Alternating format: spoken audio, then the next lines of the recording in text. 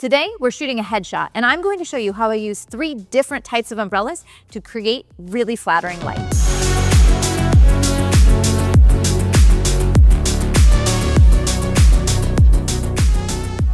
Hey everybody, Lindsay Adler here.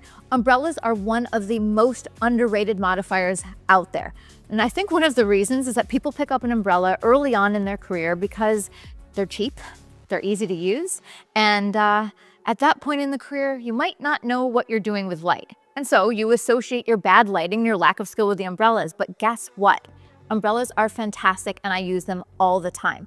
And they're great for more than just the fact that they're inexpensive. You can modify them quite a bit to change the quality of your light. So fundamentally, they're inexpensive, they're versatile, and they're so easy to set up. So what I want to do is I want to show you today how I would use 3 different types of umbrellas to create flattering headshot light. Headshots are a great source of income for many photographers, especially if you're just dipping your toes into portrait photography. Now, you may not want to buy a lot of really expensive modifiers, and you maybe want to just stick with some of the essentials. So we're going to be using 3 different umbrellas, which include a silver umbrella, a diffused umbrella. I've also got a shoot through, and then a white bounce. So let's build them in one by one. All right, so let's begin with our main light. Over here on the left-hand side of the frame, I am using a medium umbrella with diffusion. So I just want to talk about a couple elements of this. First of all, choosing a medium umbrella means that the light source is relatively large, which is going to give us a soft quality of light.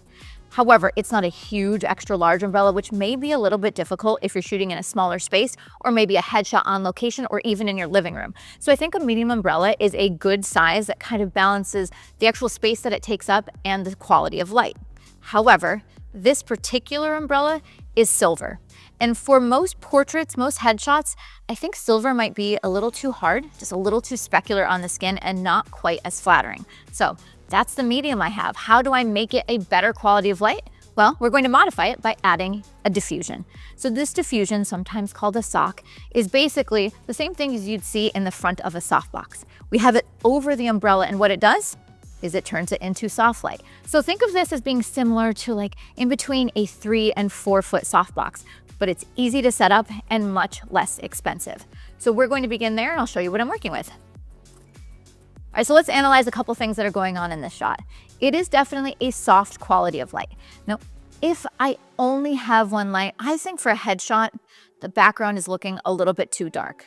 So what I could do is I could move the subject closer to the background and allow some of the umbrella to spill on the background. I could also change the angle of the umbrella a little bit more so it's pointed in that direction. That's what I would do to control the tonality if I only have one light. But there's another thing that's kind of distracting to me, and I think that the shadows in his eyes are just a little too dark. For a headshot, I probably want a little bit more sparkle, maybe a little bit brighter catch lights. And so with a single strobe, what I would do is I'd bring in a bounce reflector. I'd likely bring in a silver because that's going to give us brighter, more specular catch lights and fill in the shadows a little bit more. Now, of course, you could have an assistant hold this, you could have your subject hold the silver reflector, but what I'm going to do today is use something called a triflector. What a triflector does is it holds the reflector on a stand, it's going to allow me to change the angle, and if I want to, it can hold up to 3 different reflectors. So I could fill in the shadows underneath the chin, and then in a shot like this, if the shadows on this side of the face are a little too dark, I could bring in another reflector, bounce light into those shadows. So it gives me a lot of control.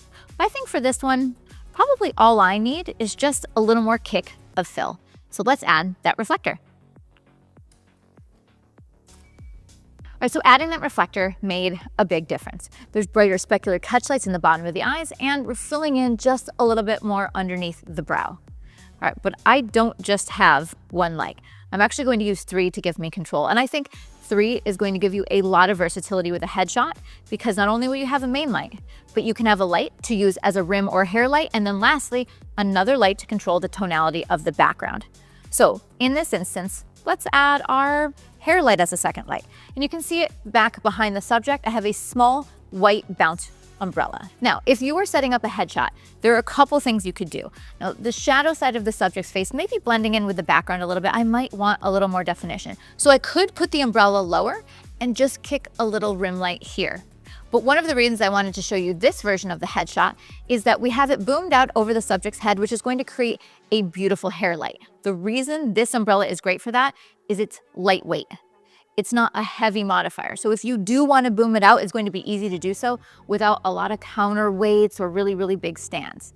Now, another way to think of this as well is that if you have a low ceiling and you can't boom the umbrella out, no problem. You change the angle just a little bit and then it becomes a rim light. All right, so let's take a shot with the hair light. So I think the separation looks really beautiful. And as I look at the background, I think it's still too dark, but guess what? I could have had a lighter background. Maybe I'd have a lighter gray or a lighter beige. Remember, I could bring the subject closer to the background. I could also feather that top hair light a little bit. Right now it's pointed at just the back of his head. I could feather a little bit and purposefully have it hit the background to lighten it up. But instead, what I'm going to do is use one more umbrella. The final umbrella we have behind our subject is on a floor stand, so it's low right behind him, and I am using a shoot-through umbrella. So light is going to pass through that and it's creating a gradient on the background. Now the reason I think that this is quite useful is that shoot-through umbrella is going to allow us to create a soft gradient of light even in a small space. Because I don't have to have it further away and bounce, I'm literally shooting through the modifier. It would allow me to shoot in a compact footprint. So let's add that final light. So obviously the background has gotten a lot brighter and I think it shoots this headshot so much more. So conceptually, the warm hair, the warm skin tone, the beige shirt, the beige background, I think it looks like a really unified portrait. But there's not a right or wrong.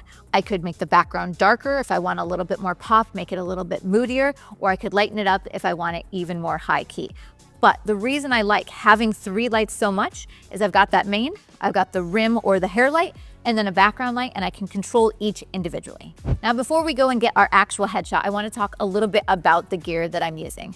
The camera I've chosen is the Canon R5 Mark II, and I'm shooting with one of my favorite headshots and portrait lenses, which is the Canon RS 70-200 2.8. This gives really beautiful compression, and if I want to narrow depth of field, I can go to 2.8 and blur out the background. For this setup, I'm shooting at f11. I don't need the background out of focus. And in fact, I like a little bit of the texture behind my subject. Now, next up, the lights that I'm using here are all Profotos, and I have a mixture of Profoto Pro D3s and D2s. These are my go-to light sources when I'm working in the studio, and they're various wattage from 1,000 to 750 to 500. All right, so I have everything set up and I'm going to get the shot. Now what's nice about this is I can make little tweaks to change the image. I can take my main light and flatten it out to the front if I want more even light and less shadows. Or if I want something a little more dramatic, I can move it off to the side. I can vary the angle of the reflector to have more or less fill. I can change the position of the hair light so that it wraps around the side of the face a little bit more. I can make the background lighter and darker. So as you can see, 3 lights gives me a ton of variation. And it's just with umbrellas. All right, so with that, let's get the shot.